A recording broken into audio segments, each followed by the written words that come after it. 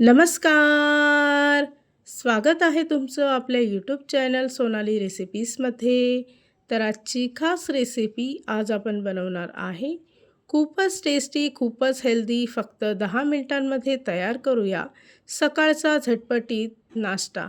हिरव्या मुगाचे आप्पे. खूपच सोपी आणि खूपच टेस्टी रेसिपी आहे. तुमच्याकडे जर कोणी हिरवे मूग खात नसेल, तर तुम्ही त्यांच्यासाठी ही रेसिपी तयार करून देऊ शकता.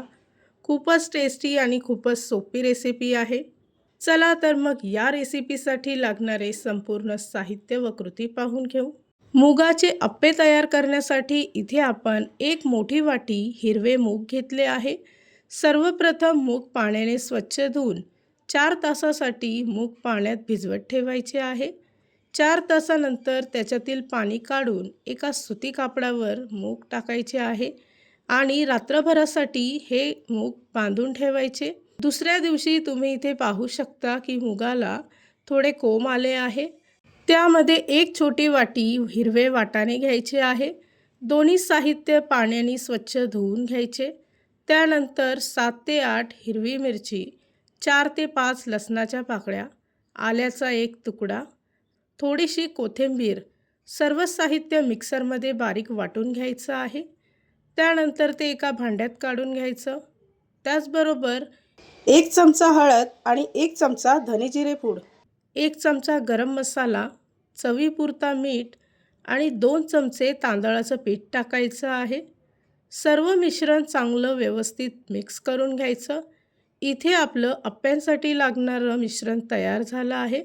त्यानंतर आपण मुगाचे अप्पे तयार करू.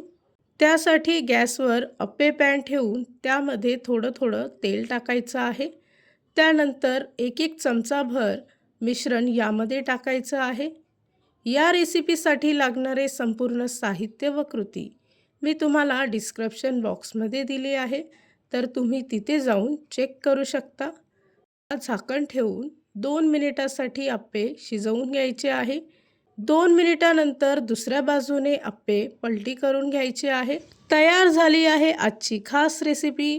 खूपच सोपी, खूपच टेस्टी, 10 मिनिटांमध्ये तयार केली आहे हिरव्या मुगाचे अप्पे. ही रेसिपी तर तुम्ही नक्की ट्राय करून बघा, तुम्हाला खूपच आवडेल. तयार केलेले अप्पे तुम्ही कुठल्याही चटणीसोबत, सॉससोबत किंवा दहीसोबत खाऊ शकता.